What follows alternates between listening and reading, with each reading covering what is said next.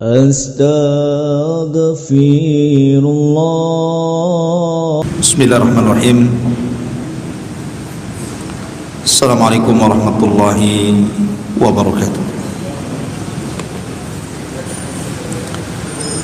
Alhamdulillah wassalatu wassalamu ala Rasulillah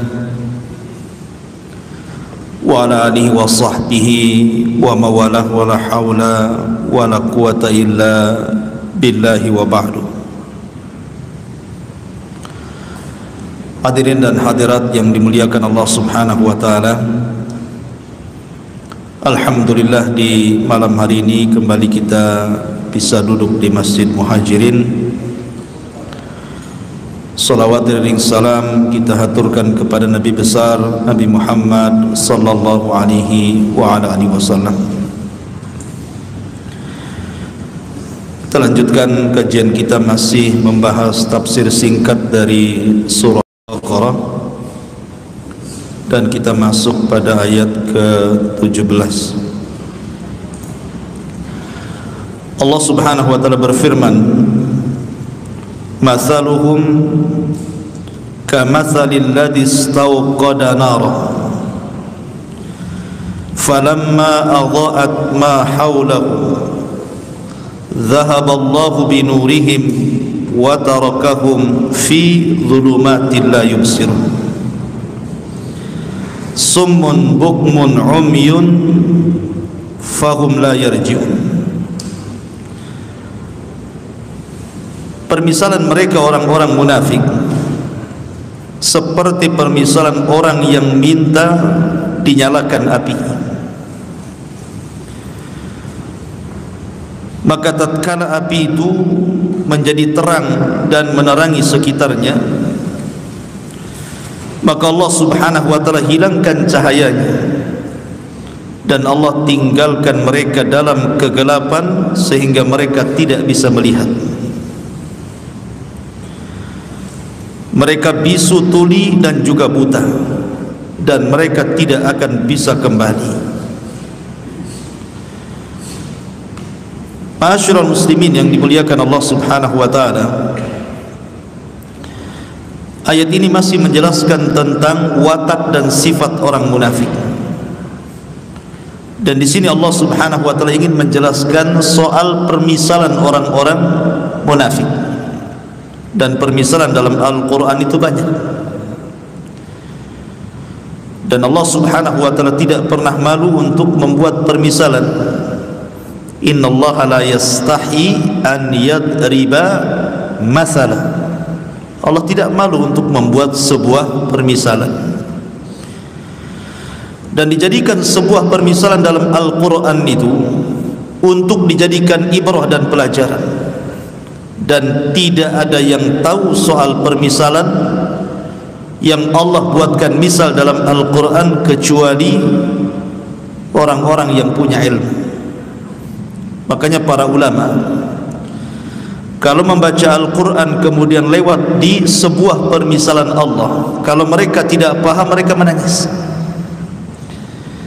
Kenapa para ulama menangis? Karena menunjukkan bahwa dia tidak ahli, dia tidak paham dengan permisalan itu.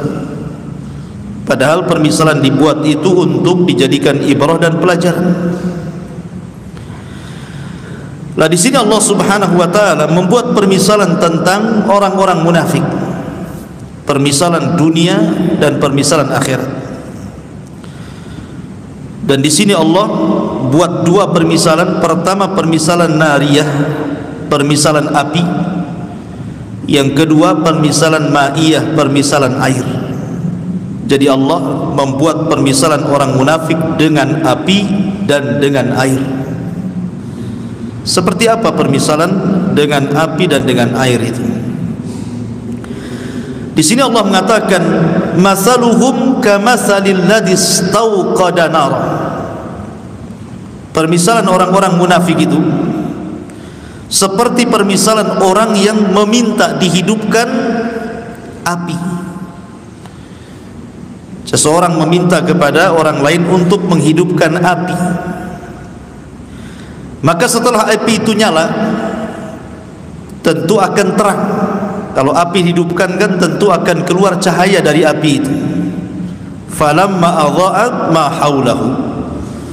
Ketika kemudian api itu sudah terang dan cahayanya kemudian menyinari di sekelilingnya, di sekitarnya, zahaballahu binurihim. Tiba-tiba Allah hilangkan cahayanya. Apinya tetap tapi cahayanya hilang. Kan aneh gitu ya. Biasanya api itu pasti ada cahaya. Ini enggak, apinya nyala tapi cahayanya enggak ada. Wa tarakahum fi dhulumat. Bukan masalah itu saja.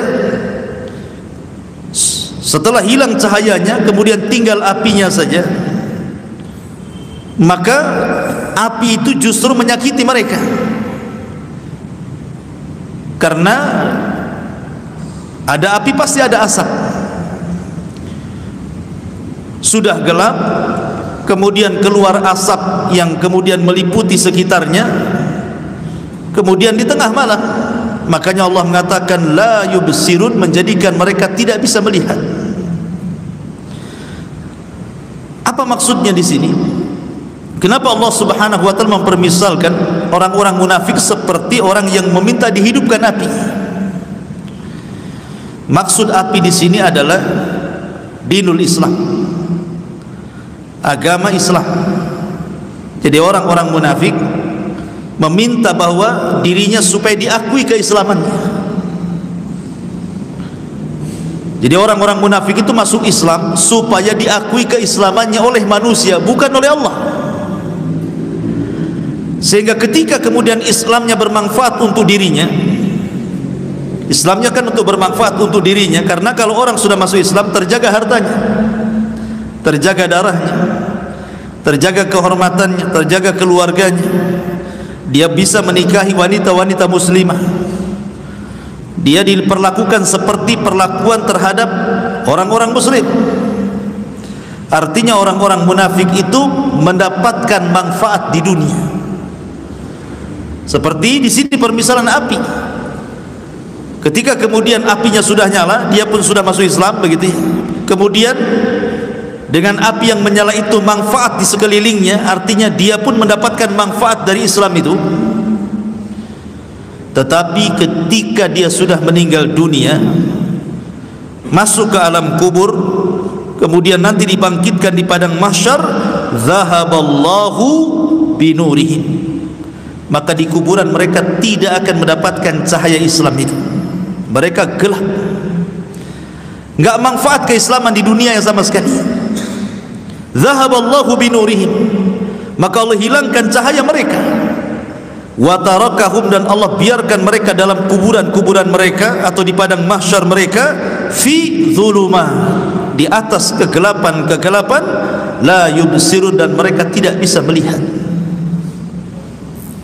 Begitulah Allah Subhanahu wa taala membuat permisalan orang-orang munafik. Di dunia memang kesannya mereka sama dengan kita muslim, tapi di akhirat baru nampak kekafirannya.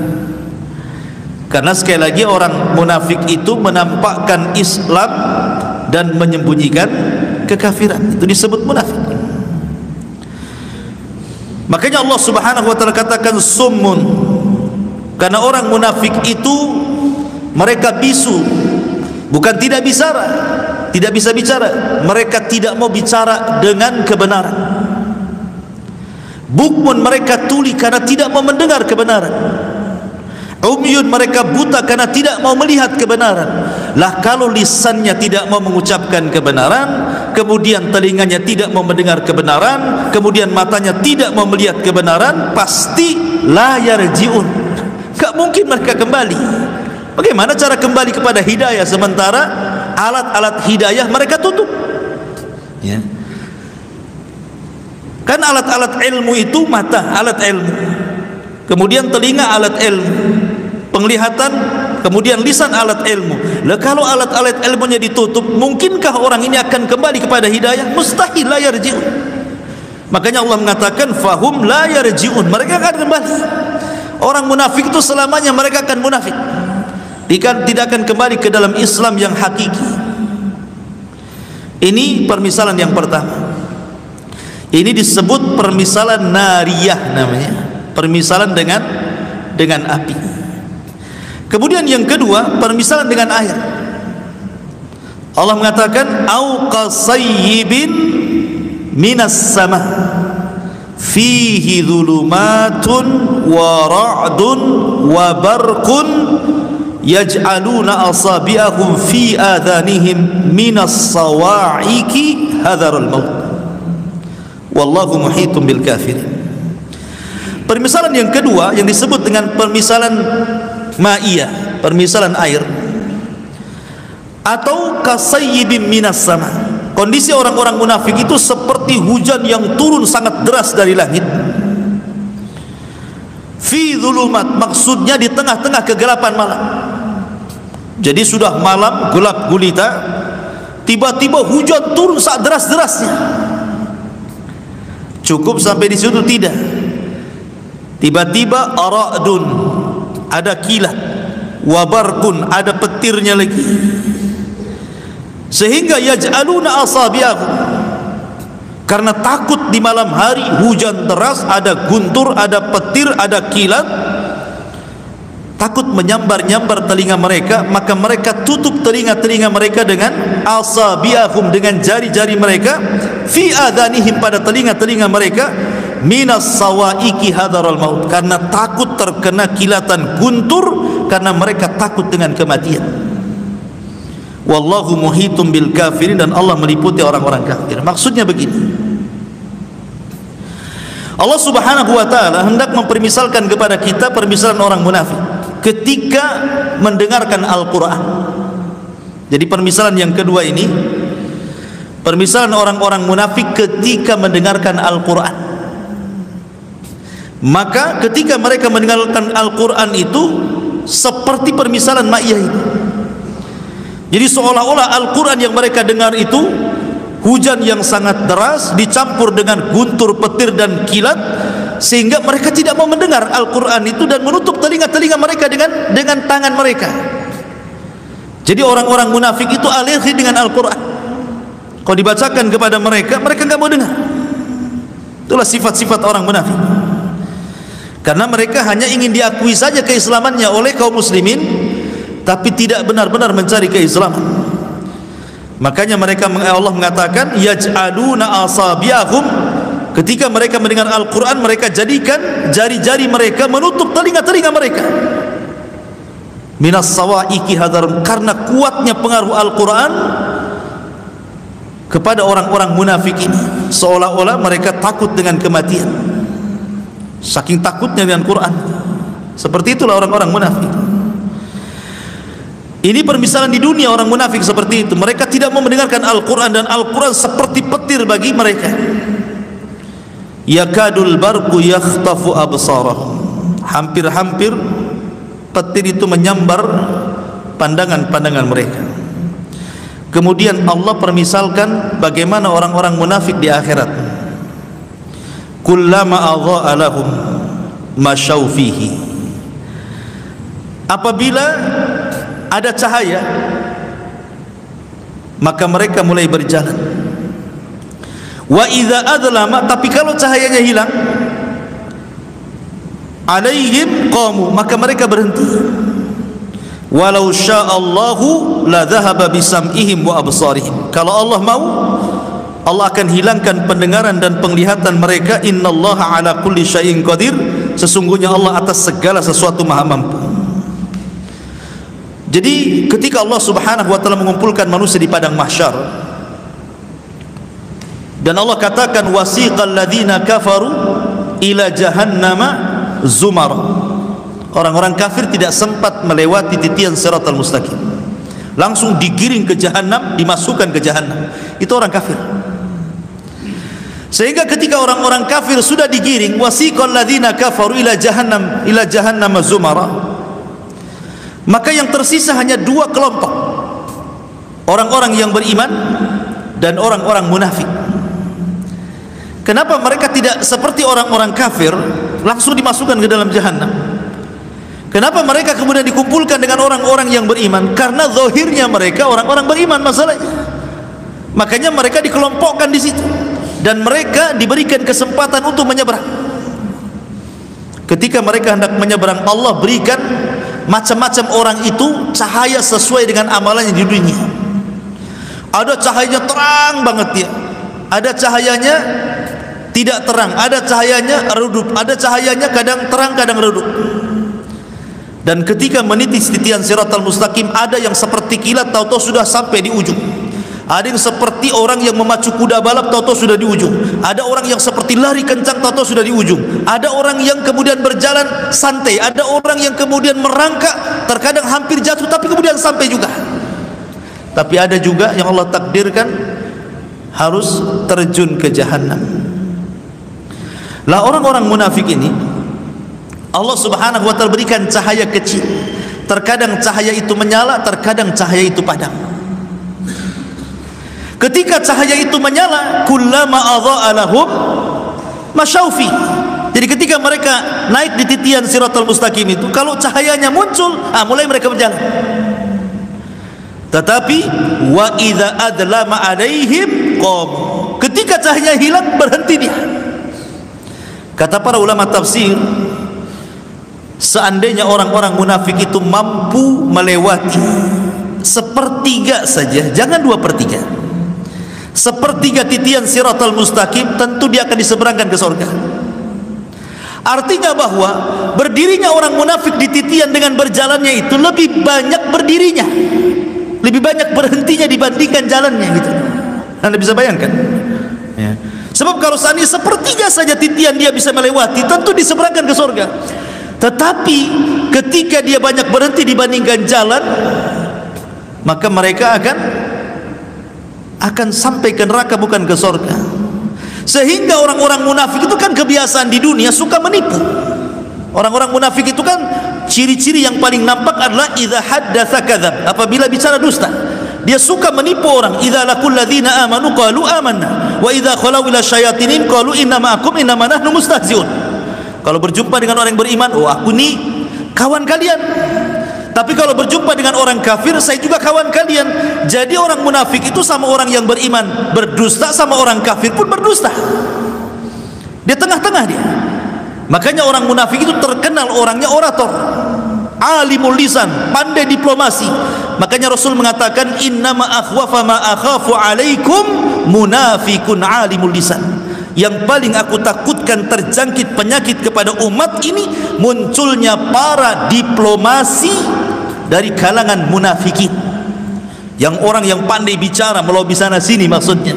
Makanya Allah mengatakan tu'jibuhum qauluhum, tu'jibuka qauluhum bi afwahihim.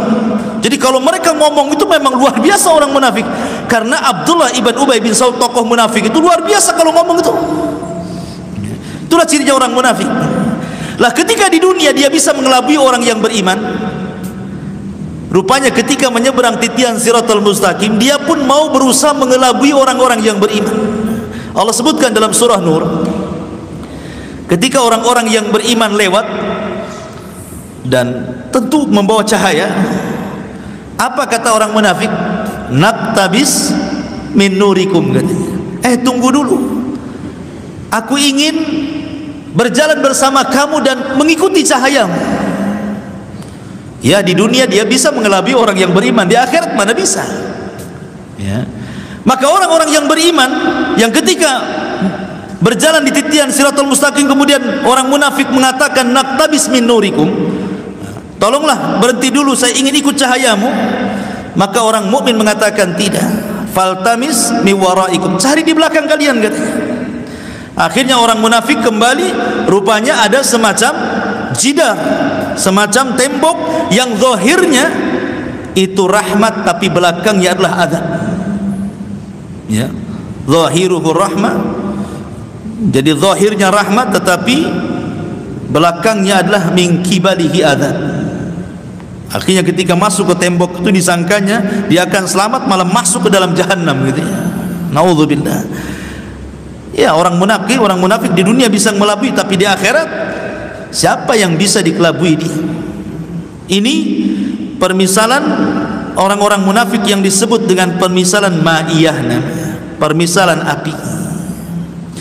Kemudian setelah Allah Subhanahu wa taala menyebutkan sifat-sifat orang yang beriman, kemudian menyebutkan sifat-sifat orang kafir, kemudian menyebutkan sifat-sifat orang munafik, maka Allah tutup ayatnya, ya ayyuhan nas ubudu rabbakumul ladzi khalaqakum walladzina min qablikum la'allakum tattaqun alladzi ja'ala lakumul arda firashan was samaa'a binaan wa anzala minas samaa'i ma'an fa akhraja bihi minas thamarati rizqan lakum fala taj'alu lillahi andadan wa antum ta'lamun.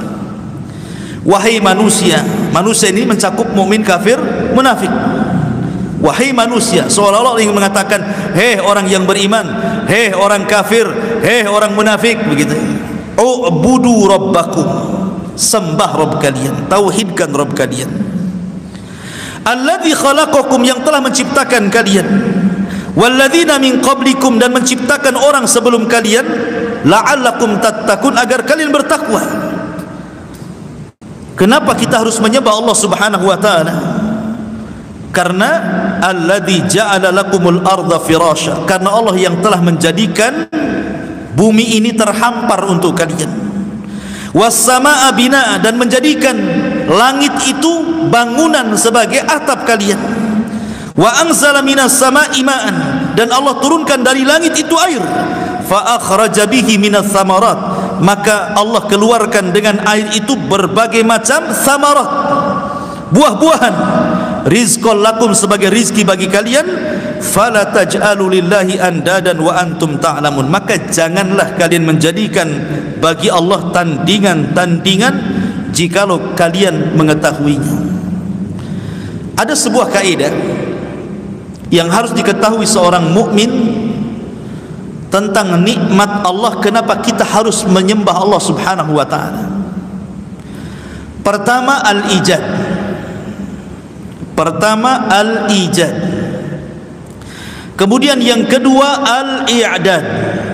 Kemudian yang ketiga al-imdad. Kemudian yang keempat al-irsyad. Kemudian yang kelima al-is'ad.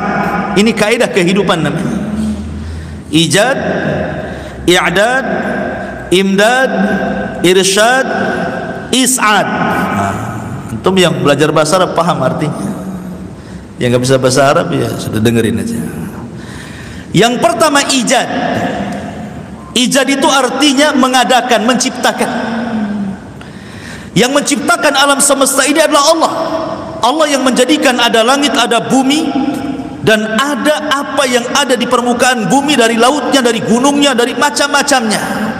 Ini disebut ijad. Allah menciptakan segala sesuatunya. Untuk siapa? Untuk kita. Ya, kenapa Allah ciptakan laut berbagai macam ikannya? Kenapa Allah menciptakan hutan berbagai macam buah-buahannya dan binatang-binatangnya? Kenapa Allah menciptakan sawah berbagai macam biji-bijiannya? Itu untuk siapa? Untuk kita, manusia. Allah ciptakan itu semua, itu yang disebut dengan ijad. Ini satu. Setelah Allah Subhanahu wa taala ciptakan nih fasilitas ini untuk kita, baru yang kedua disebut i'dad. Allah persiapkan semuanya. Jadi setelah Allah menciptakan langit dan bumi, Allah persiapkan semuanya itu. Ini lautan sebelah sini, ini sungai sebelah sini, ini hutan sebelah sini, ini daratan sebelah sini, ini yang lautan sebelah sini. Allah persiapkan semuanya. Setelah Allah ciptakan itu, Allah atur tuh satu-satu tuh dengan tertibnya. Allah mengatur mana posisi laut, mana posisi gunung, mana posisi hutan, semua diatur oleh Allah Azza wa Jalla. Untuk siapa? Untuk kita. Kemudian yang ketiga al-imdad. Al-imdad itu artinya Allah perbanyak. Ketika Allah Subhanahu wa taala ciptakan umpamanya ini satu buah mangga.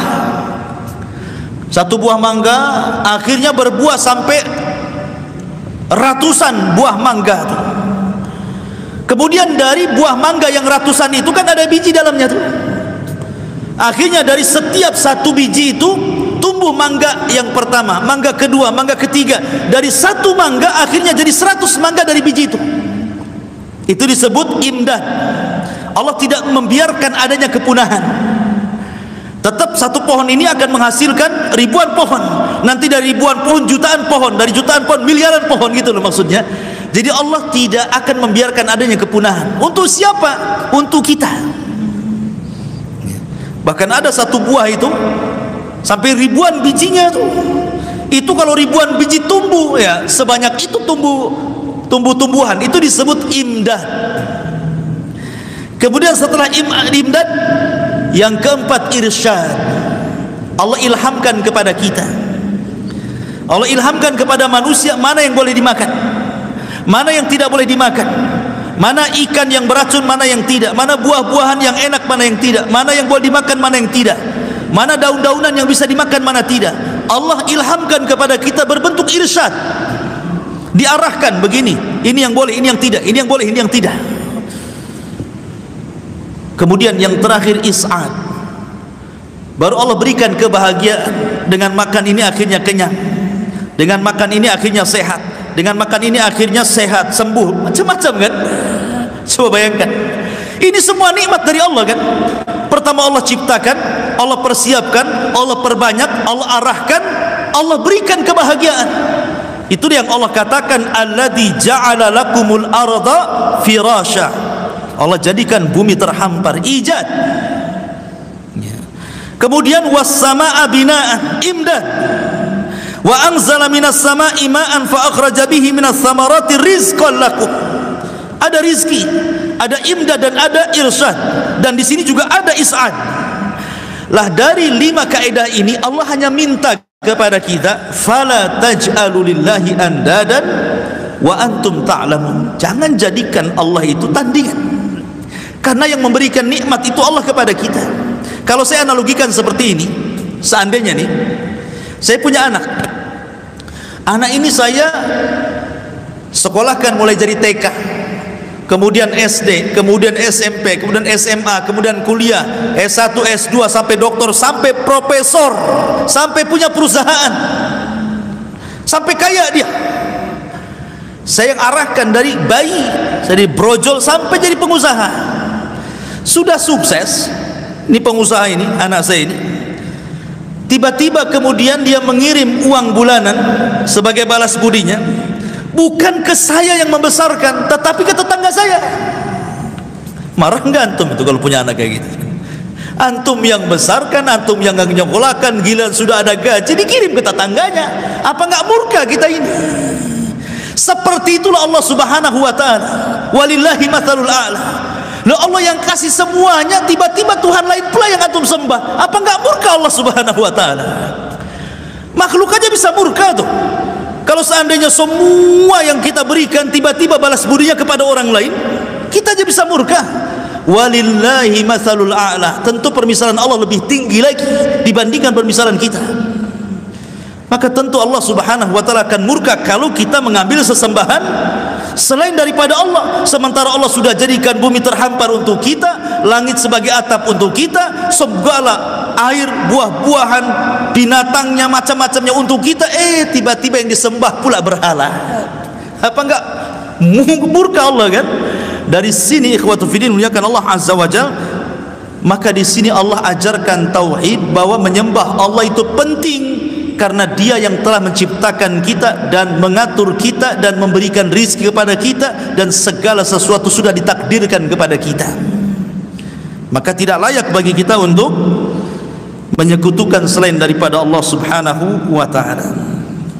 Kemudian Allah mengatakan, wa in kuntum fi raibin mimma nazzalna ala abdina fa'tu bi suratin min mithlihi wad'u syuhada'akum min dunillahi in kuntum sadiqin fa illam taf'alu wa lan taf'alu fattaqun nar allati waquduha an-nas wal hijarah uiddat lil kafirin. Di sini Allah Subhanahu wa taala menjelaskan perkara lain tentang Al-Qur'an. Jadi sampai 22 ini berbicara tentang sifat-sifat orang yang beriman, orang kafir dan orang munafik, dan ditutup dengan disuruhnya kita menyembah Allah Azza wa Jalla. Maka sekarang masuk pada bab lain tentang Al-Quran. Allah Subhanahu wa ta'ala mengatakan, wa in kuntum fi raibin, jika kalian ragu-ragu, oh mungkin jangan-jangan si Muhammad itu merekayasa Quran, Atau jangan-jangan ada jin yang mengajarkan kepada Rasul itu Al-Quran. Atau jangan-jangan mungkin Muhammad itu menyadur Al-Quran dari kitab-kitab sebelumnya. Atau kalau jangan-jangan kan ada orang yang ragu-ragu dengan Quran itu. Kalau memang kalian ragu-ragu dengan Al-Quran, bahwa Quran itu tidak datang dari Allah subhanahu wa ta'ala, maka Allah subhanahu wa ta'ala katakan mimma nazzalna ala abdina fa'tu bi suratin. Coba datangkan satu surat saja, tidak usah satu Quran, satu surat saja. Dalam sejarah dari orang-orang yang mengaku Nabi dan Rasul, mengklaim dirinya Nabi dan Rasul, tidak ada yang pernah membuat surat dalam Al-Quran kecuali Musailamah Al-Kadzdzab. Kan banyak nabi-nabi palsu itu bermunculan, banyak nabi palsu di zaman Rasul sudah ada. Ya, di zaman Rasul sebelum wafatnya Rasul, di situ ada Tulaiha ibn Khuwailid, ada Al-Aswad Al-Ansi, ada Sajah bintul Haris. Kemudian di zaman tabi'in ada Mukhtar ibn Ubaid Al-Thaqafi.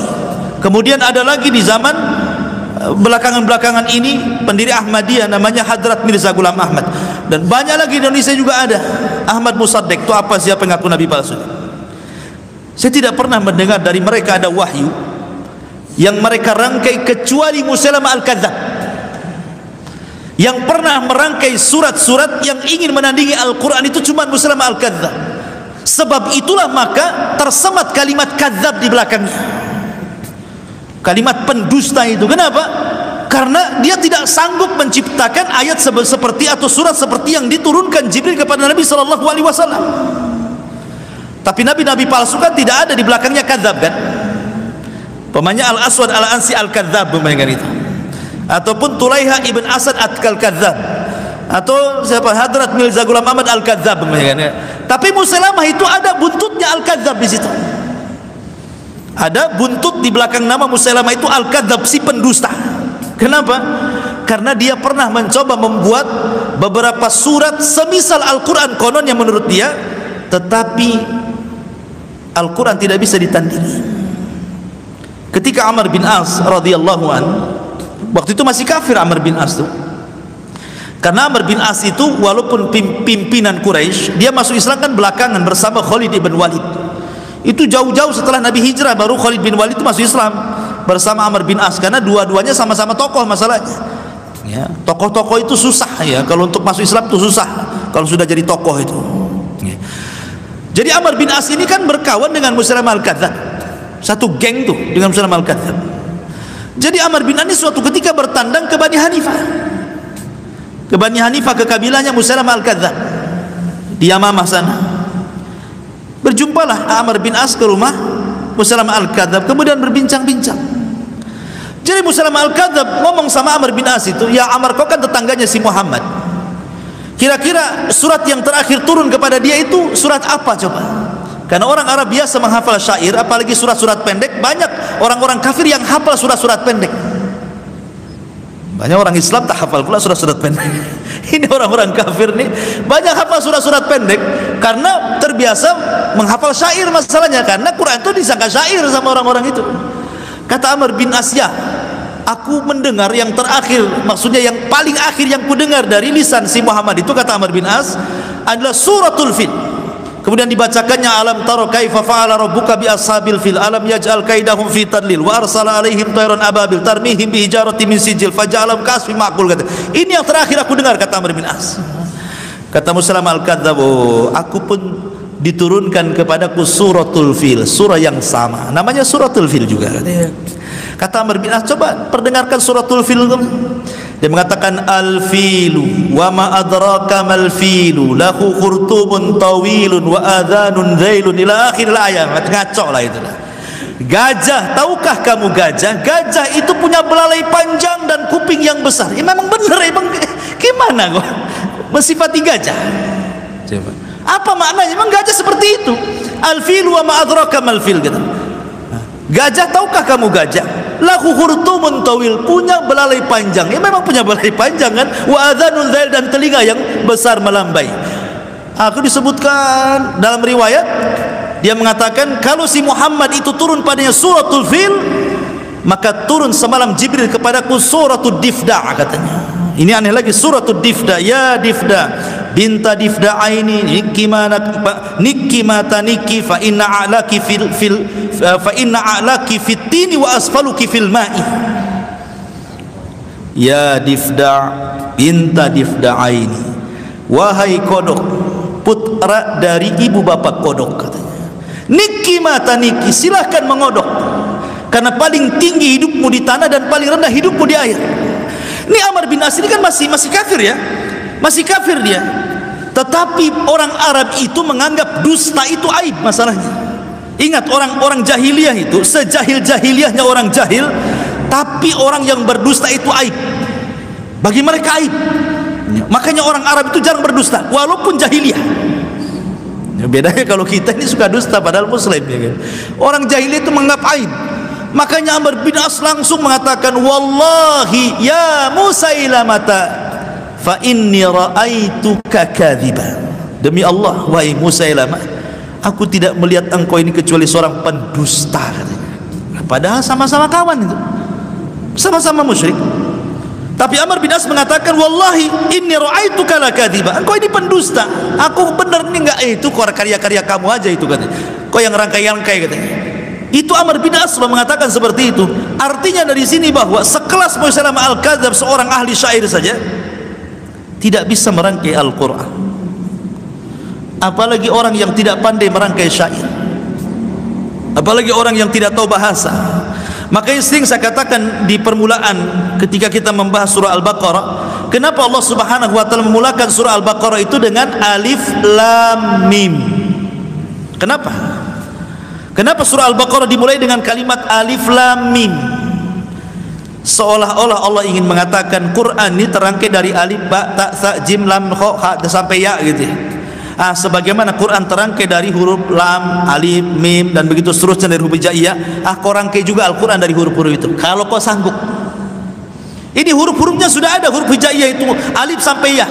Sekarang kau rangkailah Quran itu dari huruf-huruf ini kalau kalian sanggup. Makanya Allah mengatakan di sini fa'tu bi suratum min mithli. Datangkan semisal Quran. Satu surat saja. Cukup sampai di sini. Wad'u syuhada'akum. Kalau perlu, undang syuhada'akum. Penolong-penolong, kumpulkan, mau malaikat, mau jinnya, mau manusianya, mau profesornya, mau orang jahilnya, kumpulkan semuanya satu alam sama saya ini kalau kalian sanggup. Bayangkan, kumpulkan malaikatnya sekali, kumpulkan jinnya sekali, kumpulkannya manusia sekali, kumpulkan orang cerdas sekali. Fa'tu bi suratin min mithli. Datangkan semisal Al-Quran. In kuntum shadiqin. Kalau kalian memang benar, kalian sanggup membuat Al-Quran, maka Allah bantah fa illam taf'alu.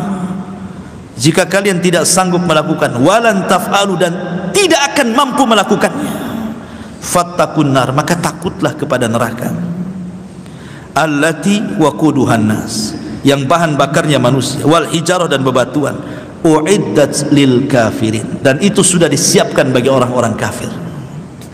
Dari sini menunjukkan bahwa Al-Quran adalah mukjizat yang datang dari Allah Subhanahu wa ta'ala. Tidak ada yang sanggup merangkai seperti Al-Quran. Kemudian Allah Subhanahu wa ta'ala berfirman, wa basyiril ladzina amanu wa amilus salihati anna lahum jannatin tajri min tahtihal anhar kullama ruziku minha min thamaratir rizqan qalu hadzal ladzi ruzikna min qablu wa utubihi mutasyabiha wa lahum fiha azwajun mutahharatun wa hum fiha khalidun. Dan berilah kabar gembira kepada orang-orang yang beriman dan beramal saleh bahwa bagi mereka sorga-sorga.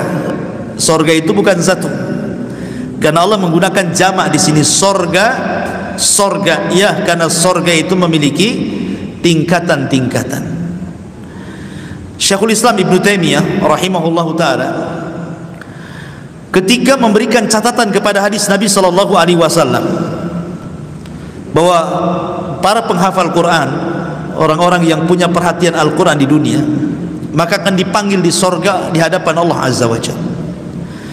Kemudian Allah Subhanahu wa ta'ala akan berfirman kepada orang yang mencintai Quran ini, Iqra wartaq warattil kama kunta turattil fid dunya fa inna manzilataka inda akhiri ayatin taqra'uha.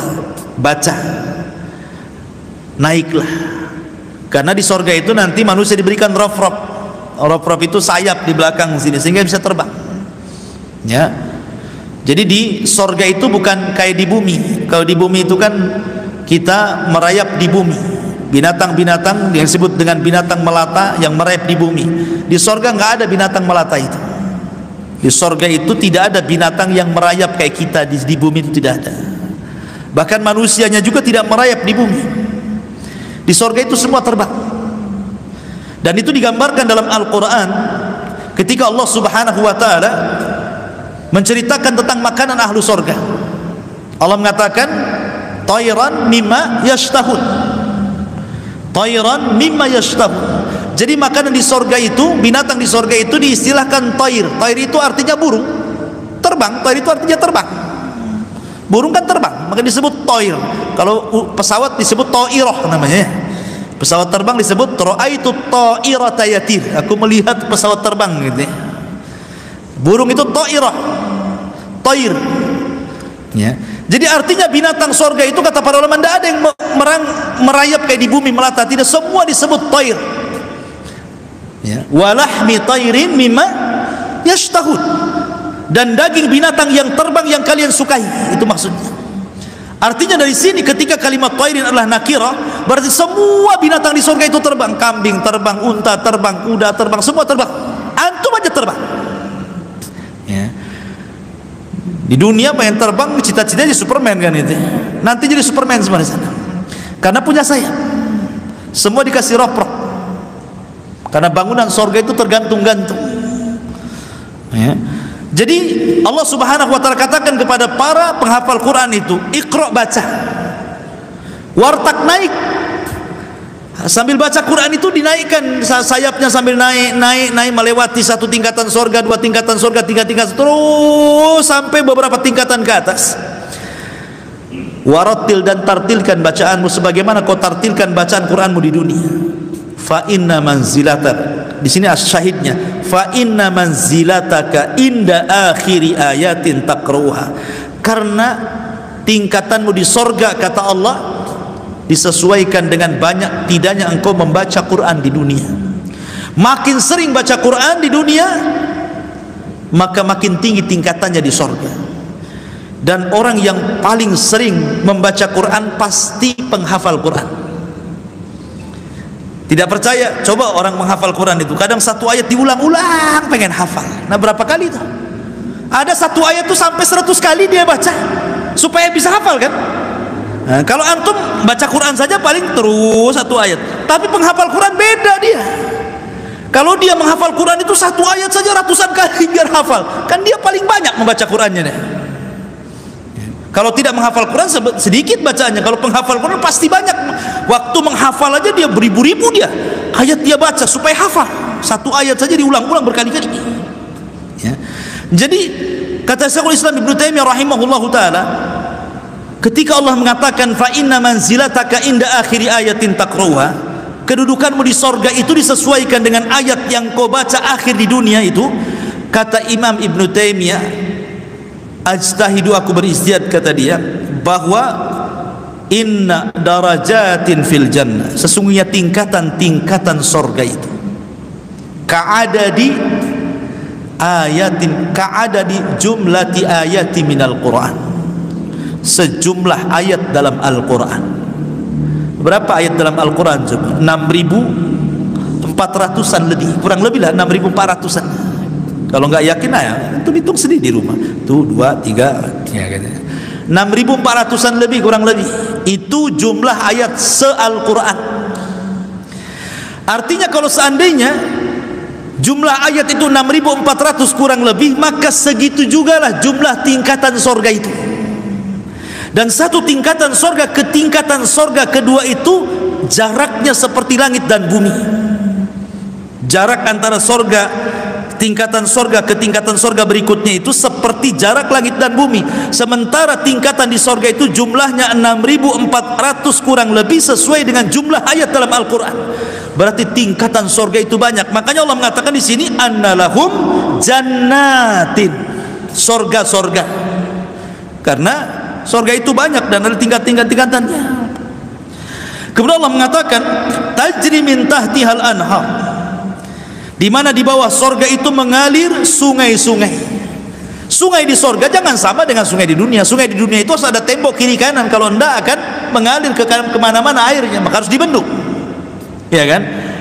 Lihat tuh kalau orang buat parit tuh pasti akan dibuat di dinding sebelah sini, dinding sebelah sini, baru mengalir airnya di tengah. Di sorga itu enggak ada dinding sebelah kanan, dinding sebelah kiri, jadi alirannya ya begitu saja ngalir, tapi enggak tumpah ke kiri, enggak tumpah ke kanan. Kalau di dunia, kalau tidak didinding tumpah ke kiri ke kanan kan, nggak lurus kemana-mana, jadi telaga jadinya kan. Ya. Tapi di sorga itu kata para ulama tidak ada jidar. Jadi sungainya itu tidak ada kiri kanan, nggak ada dinding, tetapi mengalir seperti itu. Indahnya luar biasa. Kuasa Allah Azza wa Jalla. Ya. Kemudian juga kalimat anhar, kenapa menggunakan jamak? Tidak nahrun, tidak mufrad. Karena memang surga itu memiliki banyak sungai, bukan satu saja. Dalam ayat yang lain Allah Subhanahu wa taala mengatakan fiha dari min labanin lam yataghayyar ta'am. Ada sungai susu. Min ma'in dari air yang tidak berubah warnanya. Kemudian min labanin lam yataghayyar ta'am. Kemudian dari air susu yang tidak pernah berubah rasanya. Kemudian min asalin musaffa, kemudian dari air madu yang tersaring, kemudian min khamrin ladzati lisyaribin, dari khamar yang lezat bagi para peminumnya. Jadi ada 4 aliran air yang memang khusus bagi penduduk surga. Pertama, air bersih. Di dunia saya air bersih kayak depan saya ini harus beli. Gak bisa kita cari air bersih di dunia ini beli, ATB aja kita bayar, ya kan? Di dunia itu cari air bersih setengah mati. Kalau nggak bayar, datang ke Jabal Uhud, di situ ada telaga biru, antum ke situ setiap hari bawa jerigen. Siapa mau ke telaga biru bawa jerigen berkilo-kilo masuk ke hutan? ATB dialirkan, bayar kita sama ATB. Di dunia lo cari air bersih bayar. Kemudian yang kedua, air susu yang tidak berubah rasanya. Kalau kita minum nih sekarang, sedulah pulang ke rumah, ambil susu, masukkan ke gelas, jangan diminum, biarkan 2 bulan. Setelah 2 bulan coba minum, kira-kira rasanya gimana tuh? Setelah 2 bulan dibiarin, habis itu diminum. Kalau nggak mencret, ya nggak tahu saya. Ya. Sudah fermentasi, udah rasanya udah gak karu-karuan kan? Itu susu di dunia. Sementara Allah mengatakan min labanin lam yataghayyar ta'amu. Susunya di surga itu tidak berubah-berubah. Subhanallah, ini kan luar biasa. Kemudian min asalin musaffah. Kalau kita ingin madu gitu kan, kita harus memeras dulu, harus manjat dulu, berperang dulu sama tawon. Kalau mau yang sudah bersih harus beli, masalahnya kan gitu. Di surga min asalin musaffa, sudah tersaring, sudah tinggal nyiduk saja gitu maksudnya.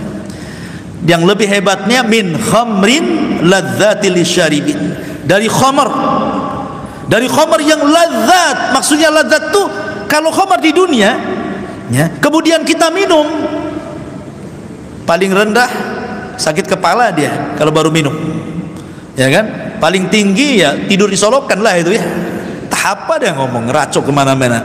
Pasti orang khamar di dunia ini kalau sudah mabok, dia mencela orang, dia menuduh orang. Makanya kenapa hukuman orang yang khamar dicambuk itu seperti hukuman mencambuk seorang yang menuduh wanita baik-baik berzina, 80 kali cambukan kan. Dan itu isi aja Umar bin Khattab.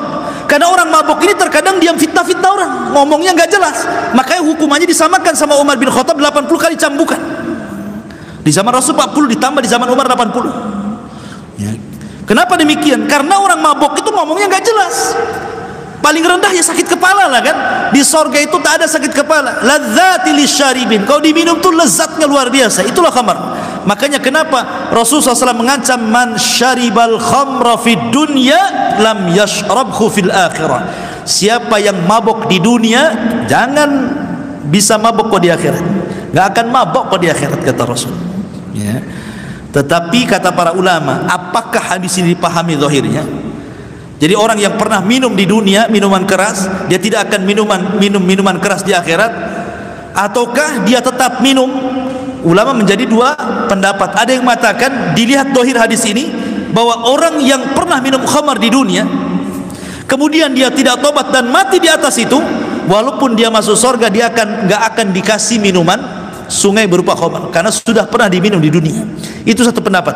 Pendapat yang kedua, ada yang mengatakan tidak, karena di surga itu semua halal, tidak ada yang haram. Tidak ada di surga itu yang ini boleh diminum, yang ini tidak. Semua boleh di surga itu. Ya. Mana ada ini haram, ini haram? Tidak. Di surga itu semua boleh. Tidak ada yang tidak boleh. Kecuali di zaman Nabi Adam saja, itu sebagai ujian. Yang lain boleh kecuali satu pohon ini. Tapi pohon ini sudah nggak ada lagi. Ya, pohon larangan itu sudah tidak ada lagi. Kalau semua umat Muhammad sudah masuk surga, tidak ada lagi pantangan untuk mendekati pohon kehidupan yang disebut dengan syajaratul khuldi itu. Itu hanya untuk ujian kepada Adam, karena sebuah hikmah, karena Adam harus diterjunkan ke bumi, karena Allah yang mengatakan inni ja'ilun fil ardi khalifah, aku jadikan di bumi. Kenapa Adam di surga? Ya makanya harus turun ke bumi, karena Allah mengatakan di bumi masalahnya kan. Maka dibuatlah ujian, diciptakanlah pohon, dengan sebab itulah Adam akhirnya ke bumi, dan itu sesuai dengan hikmah Allah. Ya. Taib tajri min tahtihal anhar kullama ruziku minha min thamarati rizqa, setiap kali mereka diberikan rizki dari buah-buahan di surga. Qalu hadzal ladzi ruzikna min qablu, ini buah yang pernah kami rizkikan sebelumnya di dunia. Wa utubihi mutasyabiha, ada kemiripan antara buah sorga dan dunia. Kata Abdullah bin Abbas ketika mentafsirkan ayat ini, dia mengatakan bahwa kemiripan nama buah-buahan di sorga dengan di dunia itu hanya sekedar asma, lal hakikat, hanya sekedar nama, kesamaan, kemiripan nama, tetapi bukan hakikat. Nama boleh sama tapi hakikat berbeda, gitu maksudnya. Di dunia ada pisang, di sorga ada pisang. Di dunia ada kurma, di sorga ada kurma. Kemudian di dunia ada delima, di sorga ada delima. Di dunia ada pohon anggur, di surga juga ada anggur. Begitu seterusnya. Ini hanya kesamaan nama, bukan kesamaan hakikat. Karena hakikatnya surga itu sebagaimana sabda Rasul, a'dadtu li ibadis salihin ma la ainun ra'at wa la udhunun sami'at wa la khatara ala qalbi bashar. Aku siapkan kenikmatan bagi orang-orang soleh di surga itu, kenikmatan yang tidak bisa dilihat mata, kenikmatan yang tidak bisa didengar telinga, bahkan terlintas pun tidak bisa karena nikmatnya. Jadi hanya kemiripan nama, bukan hakikat. Walahum fiha azwajun mutahhar, dan bagi mereka pasangan-pasangan yang suci, maksudnya para bidadari. Bahkan ada yang mengatakan satu orang itu diberikan oleh Allah 70 bidadari. 70 bidadari ini, setiap satu bidadari memiliki 70 dayang. Lah 70 dayang ini memiliki 70 pembantu-pembantu lain. Anda bisa bayangkan berapa itu perempuan yang Anda di sekeliling antum tuh. 70 bidadari. Sudah jelas bidadari. Di dunia saja kalau orang cantik dibilang bidadari. Kalau laki-laki tampan nggak ada bidadara kan itu. Karena khusus perempuan saja. 70 bidadari ini, setiap satu bidadari dikelilingi oleh 70 dayang. Kemudian 70 dayang, setiap satu dayang dikelilingi 70 pembantu. Berarti 70 kali 70 kali 70, itulah perempuan yang ada di sekeliling antum. Semua halal bagi antum, nggak ada yang haram. Di dunia nggak boleh antum punya pembantu antum gauli. Nggak halal di dunia. Pembantu saja haram bagi antum, kecuali budak, ya kan? Tapi kan tidak ada di Batam ini budak, yang ada budak-budak kecil. Itu orang Melayu ya. Jadi di dunia ini semua haram kecuali yang dihalalkan istri kita atau budak kita. Budak tak ada, istri sajalah kan itu. Tapi di sorga itu kita dikelilingi perempuan. Kenapa di sini Allah Subhanahu wa taala menyebut walahum fiha azwajum mutahhar? Dan bagi mereka para laki-laki itu di sorga itu diberikan pasangan-pasangan yang suci. Dan Al-Quran lebih banyak menceritakan tentang bidadari bagi nikmatnya laki-laki, karena di dunia saja laki-laki itu tidak suka dengan yang lain kecuali dengan perempuan. Makanya Allah akan memberikan kesukaan itu. ketika Adam diciptakan dan dimasukkan ke sorga, Allah tidak ciptakan burung yang bisa bicara supaya menemani Adam di sorga, atau Allah ciptakan semacam tumbuh-tumbuhan atau pohon-pohon yang cantik dan bisa ngobrol dengan Adam di sorga. Tidak, Allah tidak ciptakan itu karena Adam tidak suka itu ya. Tapi Allah ciptakan dari tulang rusuknya Hawa. Setelah ciptakan Hawa inilah Adam tenang ya. Bisa saja kan Allah ciptakan burung, Allah ciptakan binatang-binatang untuk menemani Adam di sorga kan, tapi Allah tidak ciptakan itu. Justru Allah ciptakan pasangannya dari tulang rusuknya ya, karena Allah mengatakan wa min ayatihi an khalaqalakum min anfusikum azwaja litaskunu ilaiha. Lihat bahasa litaskunu ilaiha, bukan litaskunu ma'aha, bukan pakai ma'aha tetapi ilaiha. Nih indahnya bahasa Arab. Kenapa Allah mengatakan litaskunu ilaiha bukan litaskunu ma'aha?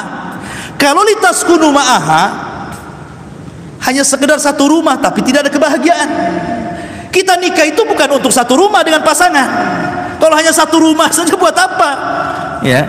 Tetapi litaskunu ilaiha, supaya hati kita tenang dengan dia walaupun tidak ada atapnya rumah kita, gitu maksudnya. Kalau hanya satu rumah saja, betapa banyak suami istri satu rumah tetapi tidak tenang, bercerai, nggak jelas-jelas di situ kan. Itulah bahasa Quran, kenapa diciptakan pasangan bukan untuk serumah, supaya kita tenang dengan dia, gitu maksudnya. Lah Adam itu diciptakan Hawa seperti itu. Walahum fiha azwajum mutahharatun wa hum fiha khalidun, dan Allah kekalkan mereka di sorga. Ingat kekekalan sorga. Kalau ada yang mengatakan lalu bedanya apa? Kalau sorga kekal, Allah juga kekal, berarti Allah ada tandingan dalam kekekalan di sini. Tidak. Allah kekal, sebelumnya tidak didahului dengan ketidakadaan, tapi sorga sebelumnya didahului dari ketidakadaan. Sebelumnya tidak ada sorga, Allah ciptakan sorga, tapi Allah sebelumnya tidak didahului dengan ketidakadaan. Allah itu selamanya ada. Kemudian yang kedua, yang menakdirkan sorga kekal adalah Allah, dan sorga tidak menakdirkan kekekalan Allah. Kemudian yang ketiga, kekalnya sorga karena kehendak Allah, bukan kehendak sorga itu sendiri. Dari sini tidak sama antara kekekalan sorga dengan kekekalan Allah subhanahu wa ta'ala. Wa hum fiha khalidun, dan mereka di dalam sorga itu akan dikekalkan. Wallahu alam. Sampai di sini. Baik, sebelum saya tutup silakan kalau ada yang bertanya.